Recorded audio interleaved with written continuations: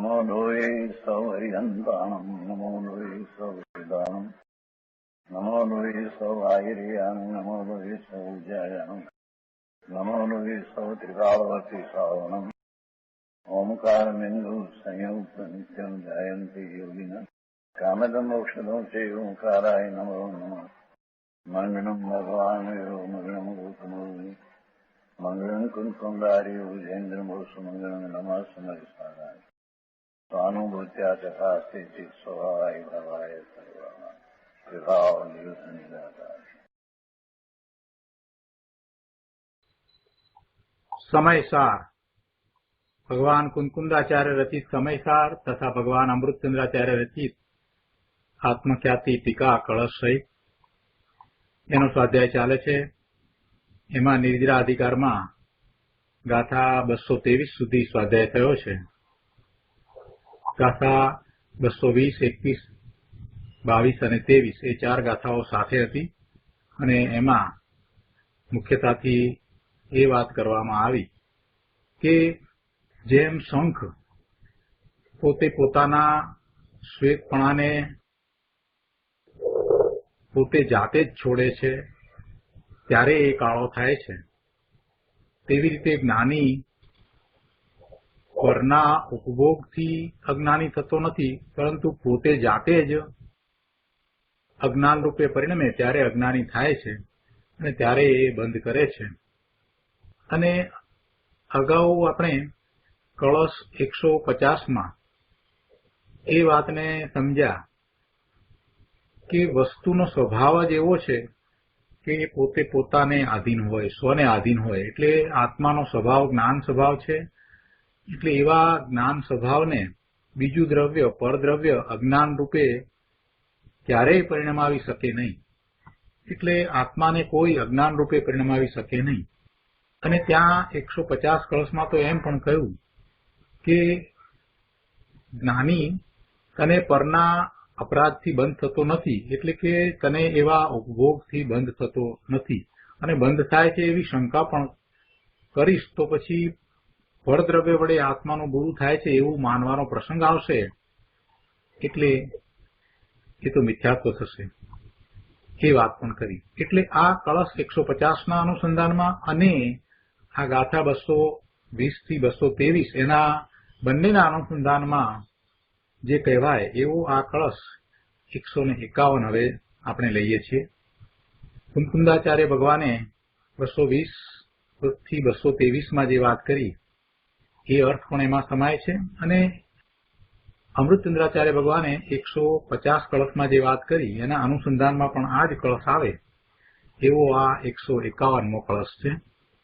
તો કળશ 151 જ્ઞાનીન કર્મન જાતુ કર્તુ ઉચિતમ કિંચિત તથાપ્યુચ્યતે ભુક્ષે હંત ન જાતુ મે યદિ પરમ દુર્ભુક્ત એવાસી ભો બંધઃ સ્યાદ ઉપભોગતો યદિ ન તત્કિં કામચારોસ્તિ તે જ્ઞાનમ સન્વશ બંધમેશ્ય પરથા સ્વસ્યાપરાધ ધ્રુવમ। કળશના અર્થમાં અહીંયા કહે છે કે હે જ્ઞાની, તારે કદી કાંઈ પણ કર્મ કરવું યોગ્ય નથી। જ્ઞાનીને સંબોધીને વાત કરી છે કે જ્ઞાનીન જાતુ કિંચિત કર્મ કર્તુમ ઉચિતમ ન। હે જ્ઞાની, તારે કદી કાંઈ પણ કર્મ કરવું યોગ્ય નથી। તથાપિ યદિ ઉચ્યતે પરમ મે જાતુ ન ભુક્ષે, અને છતાં પણ જો તું એમ ઈચ્છે કે પરદ્રવ્ય મારું તો કદી નથી અને હું તેને ભોગવું છું, તો કહે છે કે ભોહો દુર્ભુક્ત એવ અશી। તો તને કહેવામાં આવે છે કે એ ભાઈ તું ખોટી ખરાબ રીતે જ ભોગવનાર છો। કારણ કહે છે કે હંત યદિ ઉપભોગત બંધ ન સ્યાત, કારણ કે જે તારું નથી તેને તું ભોગવે છે એ મહાખેદ છે। એટલે ખરેખર જ્ઞાનીને કહે છે કે હે જ્ઞાની, તારે કદી પણ કાંઈ કર્મ કરવું યોગ્ય નથી. કર્મ એટલે અહીંયા કાર્ય. હે જ્ઞાની, તારે કદી કાંઈ પણ કર્મ કરવું યોગ્ય નથી. કર્મ કયા પ્રકારે, કાર્ય કયા પ્રકારે હોય? કરવા અને ભોગવવા રૂપે હોય, એને કર્મ કહેવાય. કર્મ એટલે કંઈક કાર્ય કરીએ છીએ તે એ કરવાના ભાવ સાથે અથવા ભોગવવાના ભાવ સાથે હોય, એટલે કર્મમાં બંને આવી જાય. કર્તાપણું ને ભોગતાપણું બંને એમાં તો સમાય છે. એ છે કે હે જ્ઞાની, તારે કદી કાંઈ પણ કર્મ કરવું યોગ્ય નથી. તો પણ જો તું એમ ઈચ્છે કે પરદ્રવ્ય મારું તો કદી નથી અને હું તેને ભોગવું છું, તો તને કહેવામાં આવે છે, એટલે કે અમે કહીએ છીએ કે હે ભાઈ, તું ખોટી રીતે જ ભોગવનાર છું. જે તારું નથી તેને તું ભોગવે છે એ મહાખેદ છે. અને પછી આગળ કહ્યું કે જો તું કહે કે પરદ્રવ્યના ઉપભોગથી બંધ થતો નથી, યદિ ઉપભોગતઃ બંધઃ ન સ્યાત, જો તું કહે કે પરદ્રવ્યના ઉપભોગથી બંધ થતો નથી એમ સિદ્ધાંતમાં કહ્યું છે, માટે ભોગવું છું, તો તત્કિં તે કામચાર અસ્તિ, તો શું તને ભોગવવાની ઈચ્છા છે? જ્ઞાનમ સન્વસ અપરાધ અપરથા ધ્રુવમ સ્વસ્ય અપરાધાત બંધમ એશી. છે કે જ્ઞાન રૂપે થઈને વશ શુદ્ધ સ્વરૂપમાં નિવાસ કર, નહીં તો જો તું અન્યથા વિપરીત રીતે વર્તીશ તો, એટલે કે અજ્ઞાન રૂપે પરિણમીશ તો તું ચોક્કસ પોતાના અપરાધથી બંધને પામીશ. શું કહ્યું?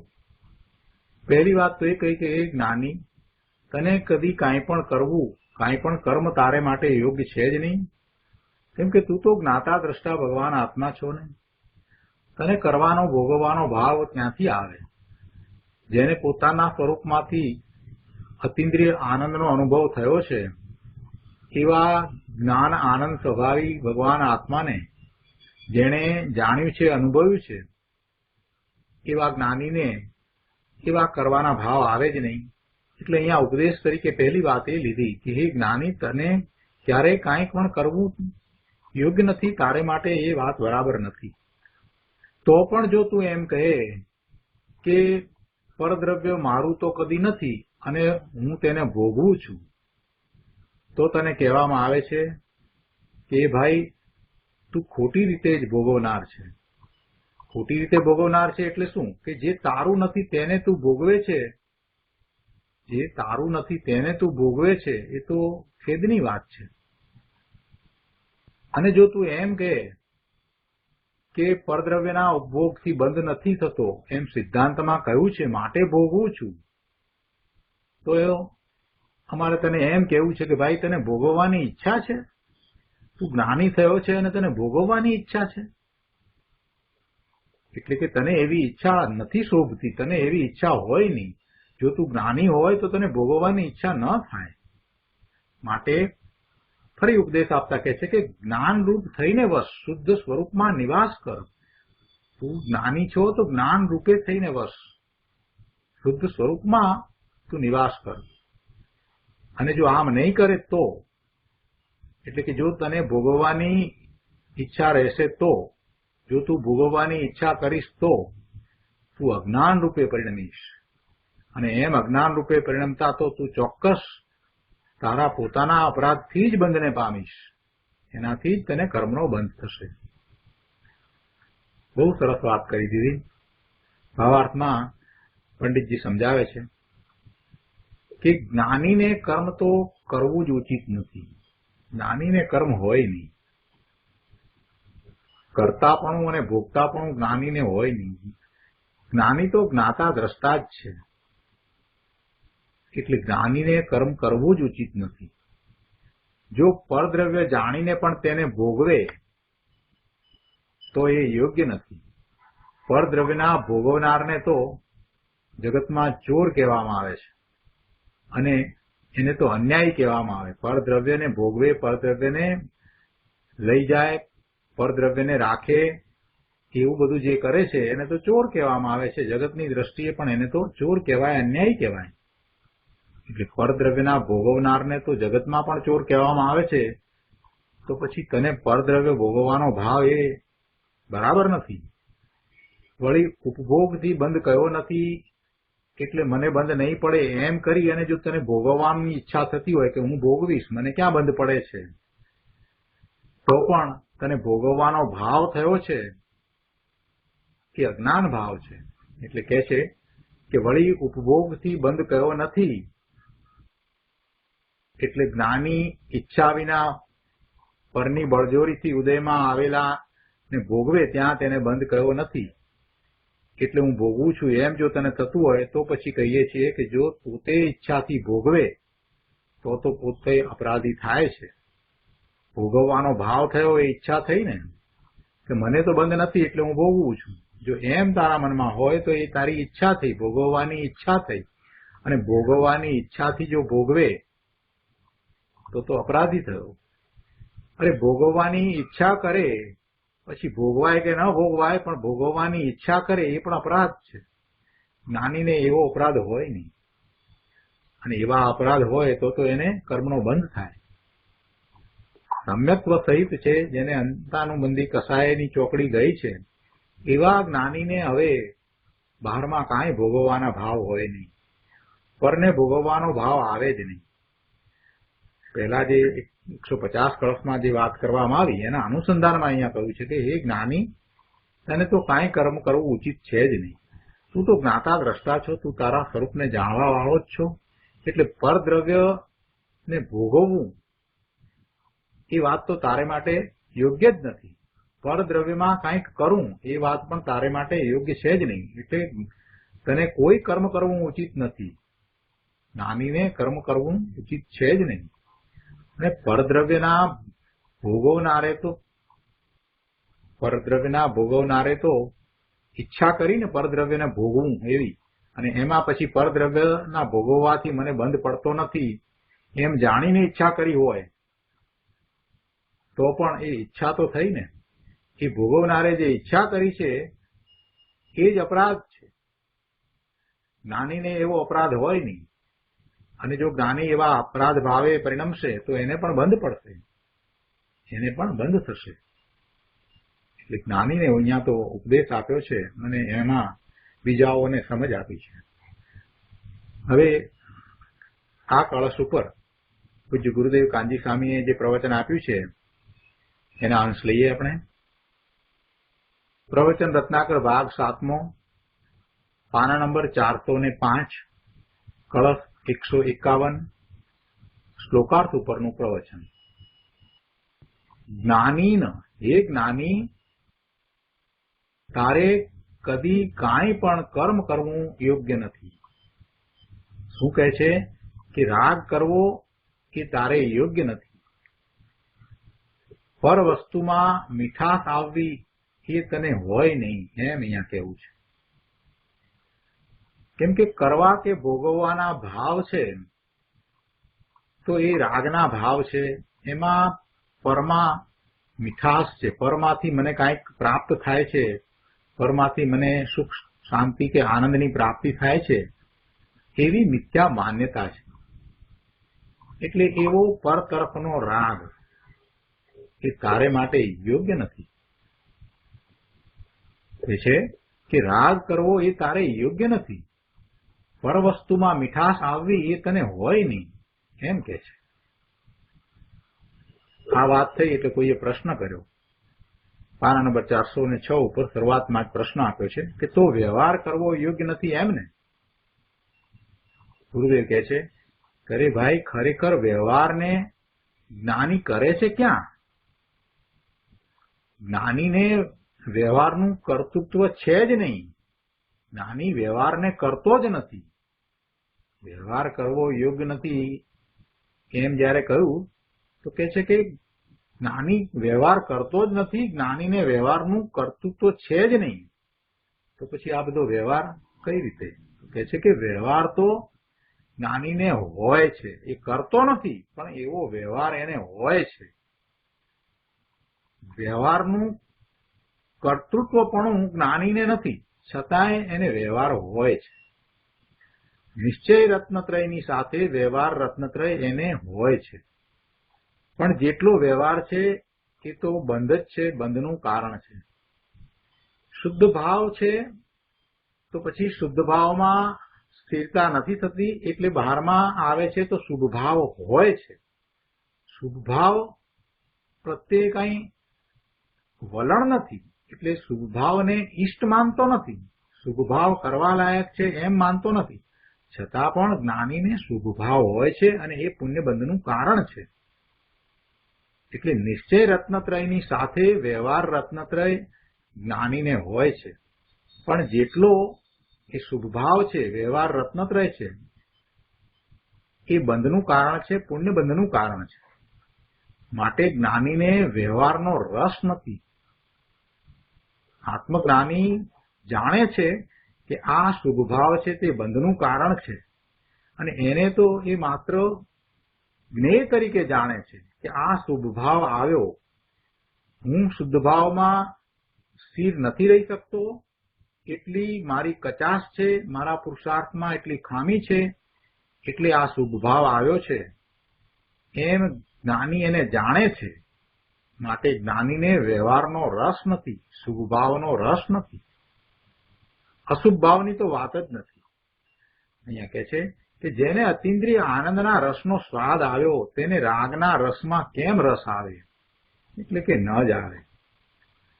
અહીં તો વિશેષે ભોગની વાત લેવી છે, તેથી કહે છે, હે જ્ઞાની, તારે કદી કાંઈ પણ કર્મ કરવું યોગ્ય નથી. અર્થાત પર વસ્તુમાં મીઠાશ છે એવા ભોગના ભાવ તને હોય તે યોગ્ય નથી. આમ કહીને એને સ્વચ્છંદીપણું છોડાવ્યું છે. ગમે તેવા ભોગ થાય તોય અમારે શું, ભોગથી અમને કાંઈ બંધ પડતો નથી, એવું જો સ્વચ્છંદીપણું હોય તો એ સ્વચ્છંદીપણું અહીંયા છોડાવ્યું છે. નિશ્ચય આભાસી ઘણી વાર આવું સ્વચ્છંદીપણું થાય. એક વખત એલેમાં આવ્યા ભાઈ એક મળી ગયા હતા, એમની સાથે વાત કરતા એમણે કહ્યું કે જે કરવાનું એ તો આત્મામાં છે ને, પછી એમાં કઈ તિથિને દિવસે લીલોતરી ખાઓ કે ના ખાઓ એથી શું ફેર પડે છે? એમ કાંઈ ફેર પડતો નથી, અમે તો ખાઈએ છીએ, એવું બધું કઈ અમે કરતા નથી. ના, શું બધું કરવાનું તો આત્મામાં છે ને. આવી વાત કરતા હતા. અરે પ્રભુ, શું આ વાત કરે છે? જેને ભગવાન આત્માનું મહાત્મા આવ્યું છે એને પર તરફનું લક્ષ્ય હોય જ નહીં, અને પરને એ ક્યારેય ઈષ્ટ બુદ્ધિએ લે જ નહીં, અને પોતાના દોષને એ તત્વની વાત સાથે સાંકળી અને ઢાંકવાનો પ્રયત્ન પણ ન કરે, અથવા તો એને જસ્ટિફાય પણ ન કરે કે આ પોતે જે કરી રહ્યો છે એ બરાબર છે. આત્મજ્ઞાનીને દ્રષ્ટિ બદલાય છે પછી બહારમાં એને એવા વ્યવહારના દોષ હોય જ નહીં. એને રાત્રિ ભોજન ત્યાગ જ હોય, સૂક્ષ્મ હિંસા થતી હોય તો એને એ પોતે સ્વીકારી અને એને છોડવાનો પ્રયત્ન કરે કે ના, આ સૂક્ષ્મ હિંસા મારા દ્વારા થાય છે, મને હોય નહીં. એ જૈનાપૂર્વક જ વર્તે, એ કાંઈ એવા ભાવ ના કરે કે ના ના એમાં ક્યાં વાંધો છે, એ તો મરવાનું હતું માટે મર્યું, એનું આયુષ પૂરું થયું માટે મર્યું, એવો ભાવ એને આવે જ નહીં. જો તત્વને સમજવાની વાત જુદી છે, અને જ્યારે તમે તત્વને આચરો છો ત્યારે જે ભાવ થવા જોઈએ એ બંનેમાં ઘણો ફેર છે. તત્વને સમજવું હોય ત્યારે આપણે એમ કહીએ કે કોઈ પણ જીવને તમે બચાવી શકતા નથી, એ જીવે છે કે મરે છે તો એ એના કારણે એ તત્વને સમજવાની વાત કરી. પણ જ્યારે સાધક દશામાં હોઈએ ત્યારે બહારમાં કોઈ જીવને કોઈ બીજો જીવ મારતો હોય તો ત્યારે એને બચાવવાનો જ ભાવ આવવો જોઈએ. એને એમ ન થવું જોઈએ કે મરવો હોય તો ભલે મરતો, એવો ભાવ એને આવે જ નહીં, શુદ્ધ ભાવ જ આવે. સાધક જે શુદ્ધ ભાવનો પુરુષાર્થ કરે છે એ શુદ્ધ ભાવમાં નથી, ત્યારે એને અશુદ્ધ ભાવ ન આવે, એને શુભ ભાવ જ આવે. એનું જીવન જૈનાપૂર્વક જ હોય. એને હજી ચારિત્ર અંગીકાર ન કર્યું હોય તો પણ, પૂર્ણપણે ચારિત્ર અંગીકાર ન કર્યું હોય, મુનિ ન થયો તો પણ એને અંતરમાં એવો જ ભાવ હોય, એવો જ શુભ ભાવ હોય. શુદ્ધ ભાવમાં નથી ત્યારે એને અંતરમાં એવા શુભ ભાવ જ આવે. એને એવું ન થાય કે આ થાય છે તો ભલે થતું, એમાં મારે શું છે, આ ભોગવાય છે તો ભોગવીએ છીએ, અમને ક્યાં બંધ પડવાનો છે, એવી સ્વચ્છંદતા હોય જ નહીં. અને એવી સ્વચ્છંદતાને અહીંયા છોડાવવામાં આવી છે. આત્મજ્ઞાનીને આખી દ્રષ્ટિ બદલાઈ જાય છે, એનો આખો વ્યવહાર જ બદલાઈ જાય છે. ગમે તેમ વ્યવહાર હોતો નથી. તત્વ સમજાવતા હોય ત્યારે એમ કહેવામાં આવે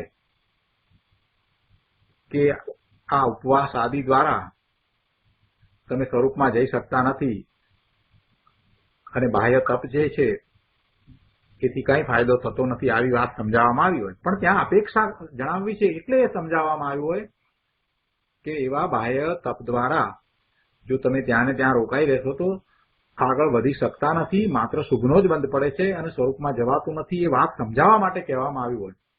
પણ એનો અર્થ એવો નથી થતો કે આત્મજ્ઞાની સંત હોય એ ઉપવાસ ન કરે, એમ નથી થતો. એને બાહ્ય વ્રત તપ ન હોય એમ હોય જ નહીં. પણ એના વ્રત તપ જે છે તે સમ્યક દર્શન સહિત છે, એટલે સાચા વ્રત અને તપ હોય જ, ન હોય એમ હોય જ નહીં. તપનો આટલો મહિમા કરવામાં આવ્યો છે તો કઈ અમસ્તો કરવામાં નથી આવ્યો. પણ સમ્યક દર્શનનું મહત્વ જેને સમજાયું નથી અને માત્ર દેખાદેખીએ તપ કરે છે તો એને સમજાવવામાં આવ્યું છે કે ભાઈ સમ્યક દર્શન પહેલી વાત છે, મિથ્યાત્વનો ત્યાગ એ પહેલી વાત છે, પ્રમાદનો ત્યાગ એ પહેલી વાત છે. એટલે તું એનો પુરુષાર્થ કર્યા વિના માત્ર આ શુભભાવરૂપ બાહ્ય તપ છે એ કરીશ તો તને લાભ નહીં થાય, એમ સમજાવવાનું હોય છે. એટલે એ વાત કરવામાં આવી છે. એટલે તત્વની વાત જે રીતે કહી છે એ રીતે એને સમજવાની છે. અને જે સમજ્યો છે એને તો પછી સ્વચ્છંદીપણું હોય જ નહીં. એ તત્વની વાતને એવી રીતે સ્વચ્છંદથી લે એવું હોય જ નહીં. અહીંયા કહ્યું છે કે પર વસ્તુમાં મીઠાશ છે એવા ભોગના ભાવ નાની તને હોય નહીં, તને એ હોઈ શકે જ નહીં.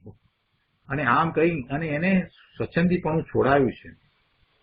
ગમે તેવા ભોગ થાય તોય અમારે શું, ભોગ દ્વારા ક્યાં બંધ પડે છે, એમ સ્વચ્છંદે પરિણમે તો તું ક્યાં જઈશ. ગુરુદેવ કહે છે કે એમ સ્વચ્છંદે પરિણમીશ તો મરી જઈશ. મરી જઈશ એટલે કે તું અનંતકાળ સુધી રખડીશ. સ્વચ્છંદને કારણે, મિથ્યાત્વને કારણે એને અનંતાનુબંધીનો બંધ પડશે. અને એમાં પણ ધર્મના નામે જો આવો સ્વચ્છંદ કરીશ તો પછી તારે અનંતકાળ સુધી રખડવાનું થશે. જ્ઞાનીને તો પરદ્રવ્યને ભોગવવામાં રસ હોય નહીં, એમ કેવું છે. પરદ્રવ્યને ભોગવવાથી અમને ક્યાં બંધ પડે છે, જે કંઈ કરવું એ તો આત્મામાં છે ને આ પરદ્રવ્ય તો ભોગવાય તો ભલે ભોગવાય, એવું ધર્મના નામે માનવું એ મિથ્યાત્વ છે. એટલું જ નહીં, એ ગૃહિત મિથ્યાત્વ છે. એ ગૃહિત મિથ્યાત્વ છે અને ગૃહિત મિથ્યાત્વ છે તે અનંતાનુબંધીનું કારણ છે. એટલે એ તો હોય જ નહીં. ગુરુદેવે બહુ અહીંયા સ્પષ્ટ કર્યું છે કે જો એમ સ્વચ્છંદે પરિણમે તો ભાઈ મરીને ક્યાં જઈશ, મરી જઈશ એટલે કે તું અનંતકાળ સુધી રખડીશ. જ્ઞાનીને તો પરદ્રવ્યને ભોગવવામાં રસ હોય નહીં. બહુ સ્પષ્ટ કરી દીધું છે. 150માં જયારે વાત આવી ત્યારે હજી થોડાકને એમ લાગ્યું કે આ ભોગવવાનું કે છે, એટલા માટે આપણે 150 કળશને બે જગ્યાએથી સમજ્યા. રાજમલજીની ટીકામાંથી પણ આપણે સમજ્યા અને એ વાતને સ્પષ્ટ કરી કે ત્યાં કહેવાનો આશય શું છે. અને જો હવે એના પછી 151માં કેટલું બધું સ્પષ્ટ કરી દીધું કે ભાઈ તને સ્વચ્છંદી પણ એવું હોય નહીં. તને એમ મનમાં ક્યાંથી એવો વિકલ્પ આવ્યો ત્યાં હું ભોગવું છતાં મને બંધ ન પડે, એવો તને વિકલ્પ થવો જ ન જોઈએ. જ્ઞાનીની વાત છે. આગળ 406માં પાના ઉપર ત્રીજા પેરેગ્રાફમાં કહે છે કે હે જ્ઞાની, તારે કદી કાંઈ પણ કર્મ કરવું યોગ્ય નથી. હવે આ તો શબ્દમાં વાત થઈ, પણ શું એનો અર્થ થાય છે ગુરુદેવ સમજાવે છે. હવે આ તો શબ્દ થયા, પણ એનો અર્થ શું કે રાગ કરવા જેવો છે એવું તારે હોય નહીં. વિષય ભોગ કરવા જેવા છે, ઇન્દ્રિયના વિષયોમાં સુખ છે એવી પરમા સુખ બુદ્ધિ તને હોય નહીં. જેને અંદરમાં આખું આનંદનું નિધાન પ્રભુ આત્મા નજરે પડ્યો તેને ઇન્દ્રિયના વિષયોમાં સુખ છે એમ કેવી રીતે ભાષે?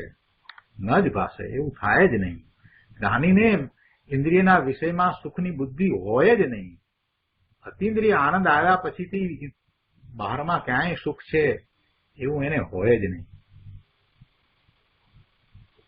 પાના નંબર 407 ઉપર છઠ્ઠા પેરેગ્રાફમાં કહે છે કે હવે કહે છે કે તથાપી તો પણ જો તું એમ કહે છે કે પરદ્રવ્ય મારું તો કદી નથી અને હું તેને ભોગવું છું, તો તને કહેવામાં આવે છે, એટલે કે અમે કહીએ છીએ કે હે ભાઈ, તું ખોટી રીતે ભોગવનાર છો.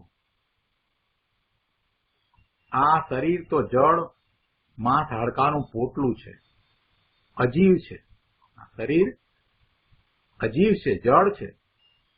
એ સ્ત્રીનું શરીર પણ જળ માટી ધૂળ છે, અને આ પૈસા પણ જળ માટી ધૂળ છે. આ કાર, કોમ્પ્યુટર, ડેસ્ક, બેડ, આ બધું જળ છે. તો તું એમ કહે કે એ પરદ્રવ્ય મારું કદી નથી.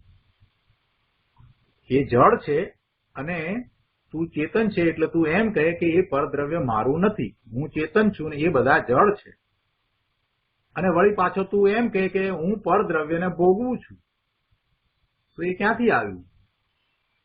જેને તું પરદ્રવ્ય કહે કે આ પરદ્રવ્ય જળ છે, મારાથી જુદું છે, હું ચેતન ભગવાન આત્મા છું, હું જીવ છું અને આ અજીવ છે, એ જુદું છે, એ પરદ્રવ્ય છે, તો પછી એ પરદ્રવ્યને ભોગવવાનું ક્યાંથી આવ્યું? ચેતન જળને ભોગવે કેવી રીતે?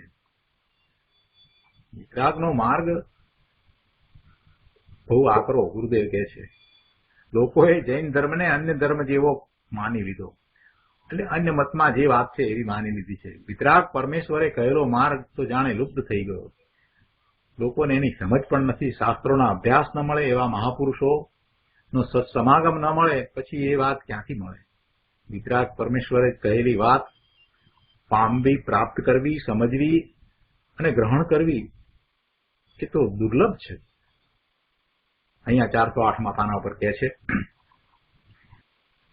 કે હે જ્ઞાની, જ્ઞાની એમ કરીને સંબોધન કર્યું છે ને, એટલે હે જ્ઞાની એમ કહ્યું છે ને, એટલે કે આત્માનું જ્ઞાન અને આત્માનો સ્વાદ તને આવ્યો છે. જ્ઞાની સંબોધન કહ્યું એમાં બધું આવી જાય છે. જેને જ્ઞાની કહેવામાં આવે એને થઈ જાય કે મને જ્ઞાની કહ્યો તો હું ભગવાન આત્મા, મને મારા સ્વરૂપનું જ્ઞાન થયું છે એવો હું સિદ્ધ સમાન, આ બધી વાત આવી જાય છે. જ્ઞાની કોઈને કહીએ એમાં એ બધું સમાય છે.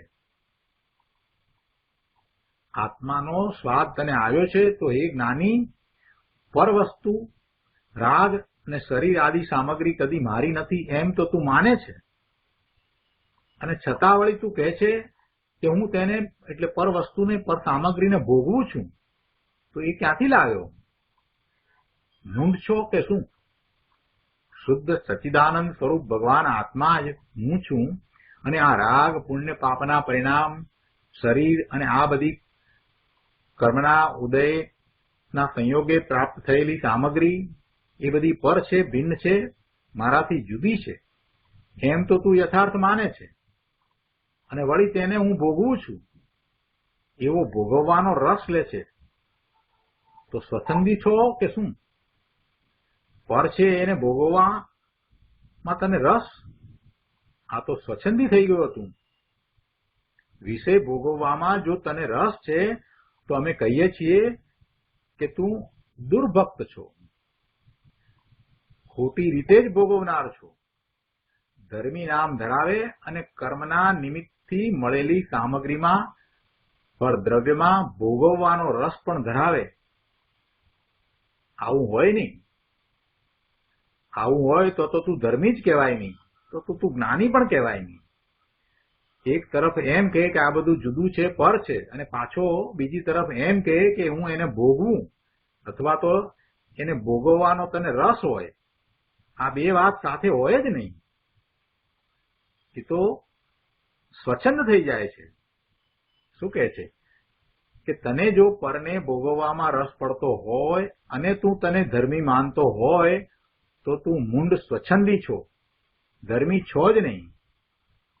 કહ્યું ને કે તું ખોટી રીતે જ ભોગવનાર છો, અર્થાત અજ્ઞાની જ છો. અને પછી વિશેષ કહે છે કે જે તારું નથી તેને તું ભોગવે છે એ મહાખેદ છે. શું કહે છે કે શરીર, સ્ત્રી, પુત્ર, પરિવાર, પૈસા, મહેલ, મકાન ઇત્યાદિ એ બધું પર છે. એ તારાથી જુદું છે, તારામાં નથી. તું એને સ્પર્શતો નથી, એ તને સ્પર્શતું નથી. તું એમાં વ્યાપતો નથી, એ તારામાં વ્યાપતું નથી. છતાં તેને તું ભોગવે છે. જેને તું સ્પર્શતો પણ નથી એને તું ભોગવે કેવી રીતે? એ મહાખેદની વાત છે. આમ કહી અને ધર્માત્માને, જ્ઞાનીને પરને હું ભોગવું એમ પરમાં કદીએ સુખ બુદ્ધિ હોતી નથી એમ કે છે. આ દ્વારા એમ સમજાવવું છે કે જ્ઞાનીને ખરેખર એવી પરમાં સુખ બુદ્ધિ હોતી જ નથી. અને ગુરુદેવ તો કહે છે કે ધર્મી હોવાની આ અનિવાર્ય શરત છે. અનિવાર્ય શરત છે, જરૂરી શરત છે. શું શરત છે? કે એને પરમાં સુખ બુદ્ધિ હોય નહીં. જો પરમાં સુખ બુદ્ધિ પડી છે તો એ ધર્મી નથી, એ જ્ઞાની નથી. જ્ઞાની ધર્મી સ્વચ્છંદે વર્તે જ નહીં. જ્ઞાનીને એવા સ્વચ્છંદ હોય જ નહીં. આત્મામાં બધું કરવાનું છે એટલે બહારમાં ગમે તેમ હોય એમાં ક્યાં ફેર પડે છે? એમ હોય જ નહીં. જેમ જેમ જેમ જેમ એ સ્વરૂપનો સ્પર્શ કરતો જાય છે, જેટલી વખત એ આત્મામાં જાય છે એમ એમ એમ એના બાહ્ય આચાર વિચારમાં ઘણો ફેર પડી જાય છે. એની અંતરંગ દશા અને અનુરૂપ બાહ્ય દશા હોય જ. આત્મજ્ઞાની સંતના બાહ્ય આચરણમાં ઘણો ફેર પડી જાય. જેમ એ સ્વરૂપમાં વિશેષતાથી જાય છે, જેમ જેમ સ્વરૂપમાંથી આનંદ પ્રાપ્ત કરતો જાય છે, તેમ તેમ તેમ જગતના પદાર્થો પ્રત્યે એને ઉદાસીનતાનો ભાવ સહજ હોય જ. જગતના બધા જ પદાર્થો પ્રત્યે એને ઉદાસીનતાનો ભાવ હોય. એવો વૈરાગ્ય એને આવ્યા વિના રહે જ નહીં. અને એવા વૈરાગ્ય સહિત આત્મજ્ઞાની હોય એને પરમાંથી ભોગવવાનો ભાવ ક્યાંથી આવે? પરમાંથી કંઈક પ્રાપ્ત કરવું કે પરમાં સુખ બુદ્ધિ એને ક્યાંથી થાય? એવું હોય જ નહીં. અને ગુરુદેવ આમાં જે ન્યાય આપ્યો છે એને પણ આગળ સમજાવતા કહે છે. 5મા પેરેગ્રાફમાં અહીંયા કહે છે કે અહીં આમાં ન્યાય શું આપ્યો છે કે પ્રભુ તું જ્ઞાની છો એમ તને થયું છે અને જ્ઞાન આનંદ સ્વભાવી ભગવાન આત્માનું તને ભાન થયું છે તથા પોતાના ચિત્ત સ્વરૂપ આત્મા સિવાય પર વસ્તુ મારી નથી એવો તને નિર્ણય પણ થયો છે. છતાં પણ હું પર વસ્તુને ભોગવું એમ ભોગવવાનો તને રસ છે તો તું મૂંઢ જ છો, દુર્ભક્ત છો, મિથ્યા ભોગતા છો, અર્થાત અજ્ઞાની છો. અહીં ધર્મ ભાવના, રુચિ ને પરની ભોગતાપણાની ભાવના એ બે સાથે હોઈ શકતા નથી, રહી શકતા નથી એવો ન્યાય આપ્યો છે.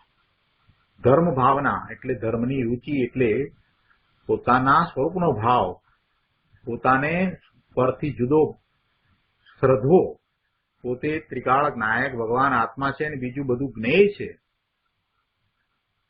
એમ જયારે દ્રષ્ટિ થઈ હોય તો પછી એ જ્ઞેય છે એને ભોગવવાનો ભાવ એને હોઈ શકે નહીં. જે જ્ઞેય છે એને ભોગવવાનો ભાવ એને હોઈ શકે નહીં. એ ન્યાય અહીંયા આપ્યો છે કે ધર્મ ભાવના અને પરને ભોગવવાની ભાવના એ બંને ભાવનાઓ એક સાથે રહી શકે નહીં. પર ભોગવે પણ એ ભોગવાય ત્યારે એને ભોગવવાની રુચિ, ઈચ્છા, ભાવના નથી, પરંતુ એ જ્ઞેય છે અને ભોગવાય છે તો એ પોતાના પુરુષાર્થની નબળાઈ છે. એટલે એને ભાવના એને ભોગવવાની નથી, એને ભોગવવાની ભાવના હોઈ શકે જ નહીં. ધર્મ ભાવના અને ભોગતાપણાની ભાવના એ બંને સાથે હોઈ શકે નહીં એવો અહીંયા ન્યાય આપ્યો. આગળ 409મા પાના ઉપર કહે છે કે શું કહે છે કે પરદ્રવ્યના ભોગથી બંધ થતો નથી એમ સિદ્ધાંતમાં કહ્યું છે, માટે ભોગવું છું. તો પૂછીએ છીએ કે શું તને ભોગવવાની ઈચ્છા છે? બીજી રીતે પાછું સમજાવ્યું કે પરદ્રવ્યના ભોગવવાથી બંધ થતો નથી એવી વાત સિદ્ધાંતમાં કરી. એ તો દ્રષ્ટિની અપેક્ષાએ વાત કરવામાં આવી. ત્યાં દ્રષ્ટિનો વિષય ભગવાન આત્મા ત્રિકાળ શુદ્ધ છે એની મુખ્યતાથી એ વાત કરવામાં આવી છે એટલે એ વાત સમજાવવામાં આવી. પણ અહીંયા કહેવું છે કે એ વાત સિદ્ધાંતમાં કઈ છે. હવે એ વાતને લઈને તું એમ કે માટે હું ભોગવું છું, મને બંધ પડવાનો નથી, માટે હું ભોગવું છું, તો અમે તને પૂછીએ છીએ કે શું તને ભોગવવાની ઈચ્છા છે? બંધ નથી પડતો એ વાત તો બરાબર, ચાલ કે પરદ્રવ્યને ભોગવવાથી જ્ઞાનીને બંધ નથી પડતો એ વાત બરાબર, પણ તને એ નથી પડતો તો પછી તને ભોગવવાની ઈચ્છા થઈ? તો પછી તને ભોગવવાની ઈચ્છા છે? આપણે એમ જોઈએ કે અહીંયા કોઈ છે નહીં, કોઈ દેખનાર નથી, તો લાવ આ વસ્તુ લઈને ચાલ્યા જઈએ. એક તરફ આપણે એમ માનતા હોઈએ કે કોઈની વસ્તુ લેવી એ ચોરી કહેવાય, અને કોઈ પદાર્થ છે એ આપણે વિના પૂછે લઈએ તો પણ એ ચોરી કહેવાય, અને બીજી તરફ આપણે કોઈ ત્યાં ઊભું નથી, કોઈ જોતું નથી એટલે માટે લઈને ચાલ્યા જઈએ. આ બરાબર છે? આ તો હોય નહીં. એટલે સિદ્ધાંતમાં એમ કહ્યું કે પરદ્રવ્યના ભોગવવાથી બંધ થતો નથી, માટે હું ભોગવું છું. તો તને ભોગવવાની ઈચ્છા થઈ? તને ઈચ્છા છે એમ થયું એનો અર્થ તો. અને ઈચ્છા છે અને વળી તું કહે કે મને બંધ નથી, એ કેવી રીતે બને? તને ઈચ્છા છે તો પછી બંધ પડવાનો જ છે. જો તને ઈચ્છા છે તો તું ભોગનો રસીલો છે, ભોગમાં તને રસ છે, અને તો તને જરૂર બંધ પડવાનો. માટે જ્ઞાનરૂપ થઈને તું પરિણમન કર, જ્ઞાનરૂપ થઈને વસ, અર્થાત શુદ્ધ સ્વરૂપમાં નિવાસ કર. જ્ઞાન સ્વરૂપ ભગવાન આત્મામાં જ રહે, અને આવો વિતરાગનો માર્ગ છે. શું કહે છે કે જ્ઞાનરૂપ થઈને વસ, શુદ્ધ સ્વરૂપમાં નિવાસ કર, એટલે કે ઘરમાં નહીં, કુટુંબમાં નહીં, પૈસામાં નહીં, રાગમાં નહીં, બીજે ક્યાંય બહારમાં ક્યાંય નહીં. જ્યાં જ્ઞાન છે ત્યાં જ્ઞાન ક્યાં છે? પુસ્તકમાં જ્ઞાન નથી, ભગવાન આત્મા પોતે જ્ઞાન સ્વરૂપ છે, ત્યાં જ્ઞાન છે. એવા જ્ઞાન સ્વરૂપ શુદ્ધ સ્વરૂપમાં તું નિવાસ કર. જ્ઞાની થયો છે તો જ્ઞાન સ્વરૂપમાં નિવાસ કર, જ્ઞાન સ્વરૂપે રહે, નાયક થઈને રહે. શું કહ્યું કે તું જ્ઞાની છે તો જ્ઞાયક સ્વરૂપે જ તું શોભે છે. જ્ઞાન રૂપ થઈને વસ, શુદ્ધ સ્વરૂપમાં નિવાસ કર, એટલે કે ઘરમાં નહીં, કુટુંબમાં નહીં, પૈસામાં નહીં, અને રાગમાં પણ નહીં, પણ શુદ્ધ ચિન્હ માત્ર વસ્તુ પ્રજ્ઞા બ્રહ્મ સ્વરૂપ પોતે છે, જ્ઞાન સ્વરૂપ પોતે છે, તેમાં વસ. અને આને બહુ સરસ રીતે ટૂંકમાં કહ્યું છે કે પરથી ખસ, સ્વમાં વસ, એટલું બસ. આવું ટૂંકું ને ટચ કહેવામાં આવ્યું છે. પરથી ખસ, સ્વમાં વસ, બસ, પછી બીજું કંઈ કરવાનું નહીં, એટલે એટલું બસ. પરથી ખસ ને સ્વમાં વસ. સિદ્ધાંતનો સાર એમાં તો સમાય છે. અહીંયા આગળ ત્રીજા પેરેગ્રાફમાં કહે છે કે ભોગવવાની જો ઈચ્છા કરીશ અથવા જો અજ્ઞાન રૂપે પરિણમીશ તો તું ચોક્કસ પોતાના અપરાધથી બંધને પામીશ. શું કહે છે કે શુદ્ધ સ્વરૂપમાં નિવાસ કર, અને જો એમ નહીં કરે અને ભોગવવાની ઈચ્છા કરીશ તો ચોક્કસ તારા પોતાના અપરાધથી તને બંધ પડશે. ચોક્કસ તું પોતાના અપરાધથી કર્મબંધને પામીશ. અહીંયા ધ્રુવમ શબ્દ પડ્યો છે ને, એટલે ધ્રુવમનો અર્થ કરે છે ચોક્કસ. ચોક્કસ એમાં કોઈ શંકા જ નથી કે તું અપરાધને કારણે બંધને પામે, એમાં કોઈ શંકા નથી. ચોક્કસ તું તારા અપરાધથી બંધને પામીશ. જો તું શુદ્ધ સ્વરૂપમાં નિવાસ નહીં કરે અને ભોગવવાની ઈચ્છા કરીશ તો તને બંધ પડશે ને પડશે જ. ભોગવવાની ઈચ્છા કરીશ, ભોગવવાનું તો બાજુ પર રહ્યું, ભોગવાય કે ન ભોગવાય એ વાતને તો પછી વિચારવાની, પણ ભોગવવાની ઈચ્છા માત્ર એ અપરાધ છે. કેમ એ અપરાધ હશે? ભોગવવાની ઈચ્છા કરવી એને અપરાધ શા માટે કહેતા હશે? પ્રભુ આત્માનો ભોગવવાનો સ્વભાવ નથી. જ્ઞાન સ્વભાવ, આનંદ સ્વભાવ, સુખ સ્વભાવ, શાંતિનો સ્વભાવ છે.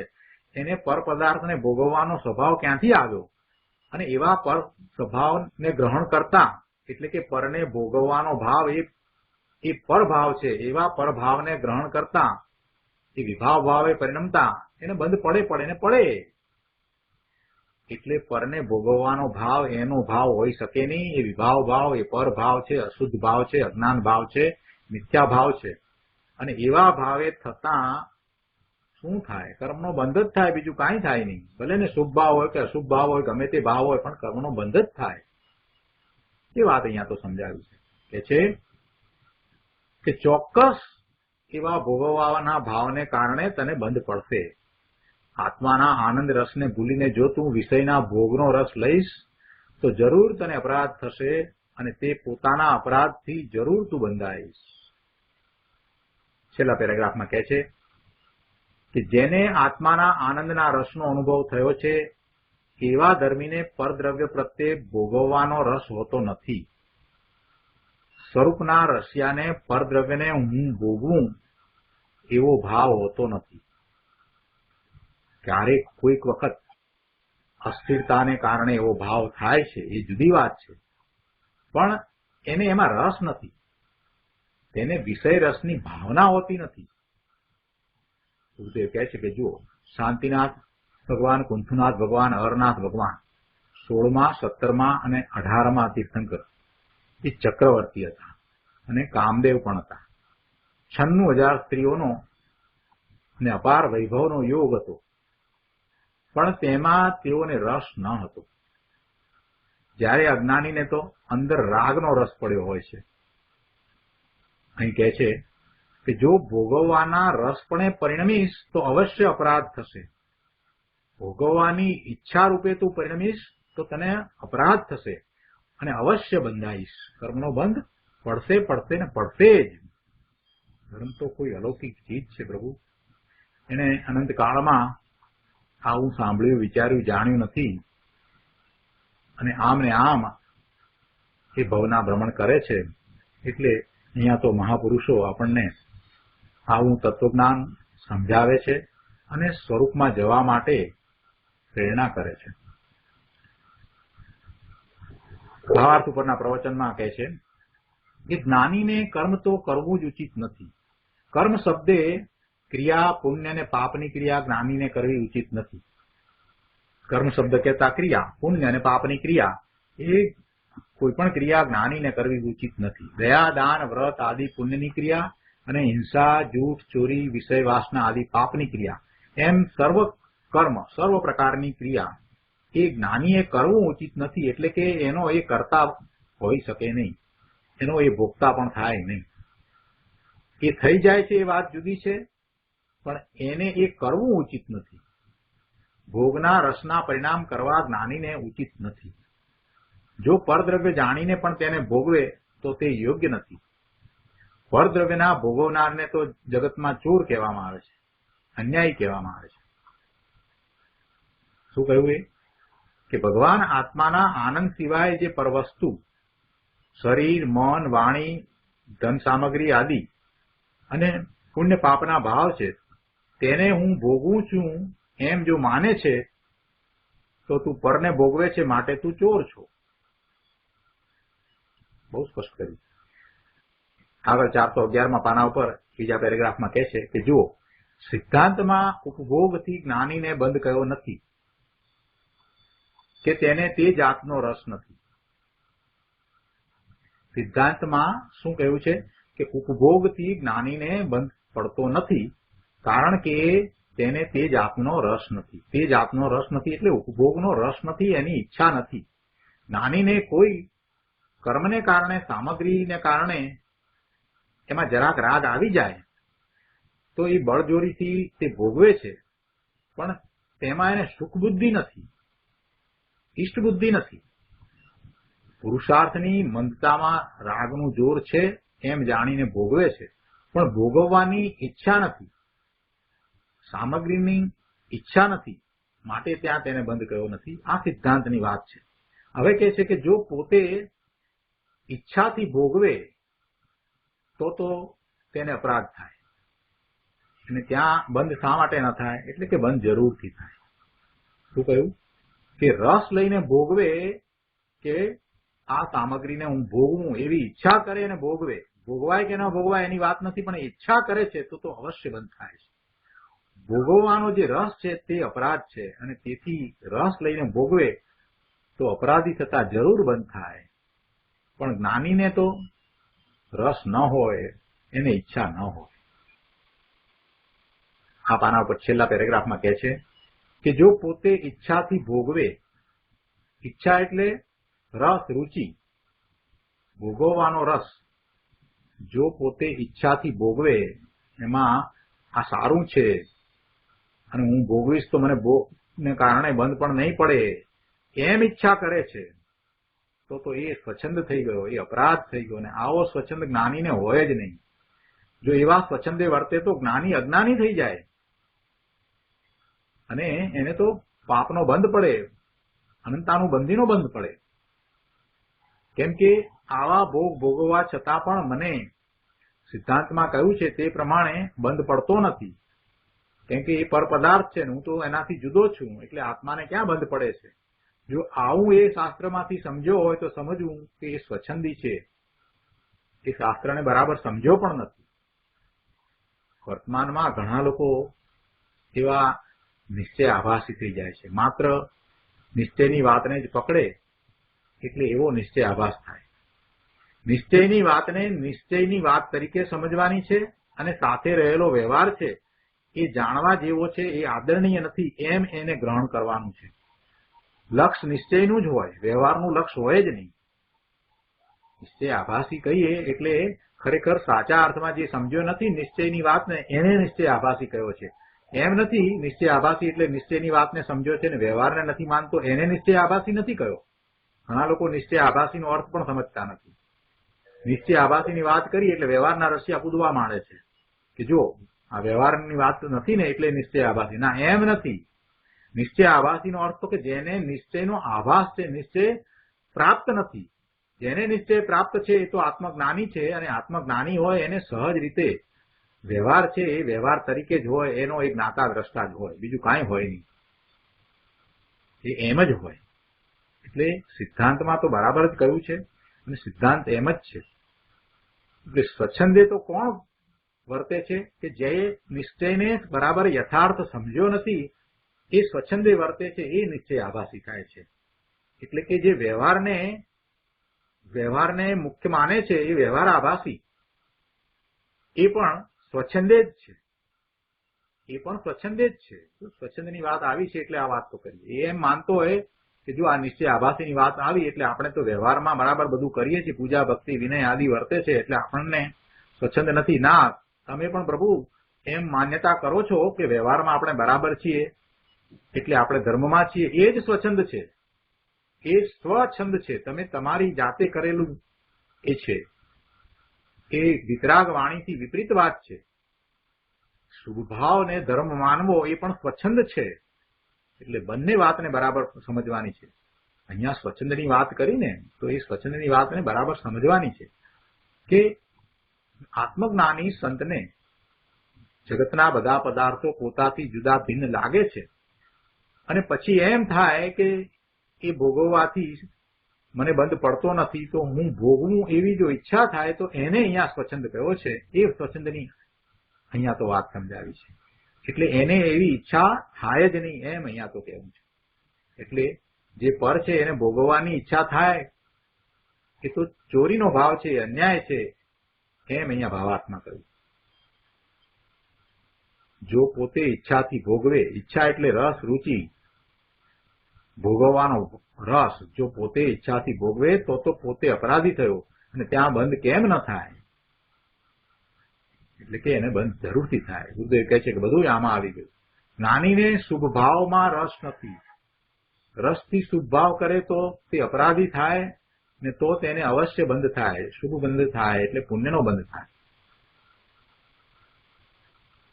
તો પછી પ્રશ્ન કર્યો, પણ જ્ઞાની વ્યવહારથી પુણ્ય પાપના ભેદ કરે ને કે આ પુણ્ય અને આ પાપ, પુણ્ય સારું અને પાપ ખરાબ, એવું વ્યવહારથી તો જ્ઞાની કરે કે ના કરે?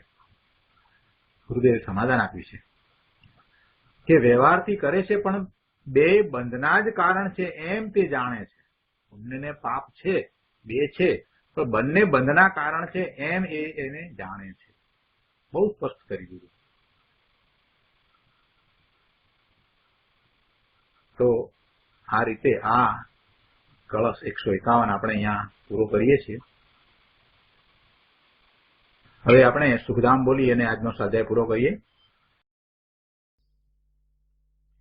सुखधाम अनंत सुसंत चली दिन रात रहे तद ध्यान मही प्रशांति अनंत सुधामय जे प्रणमु पद ते वरते जयते प्रणमु पद ते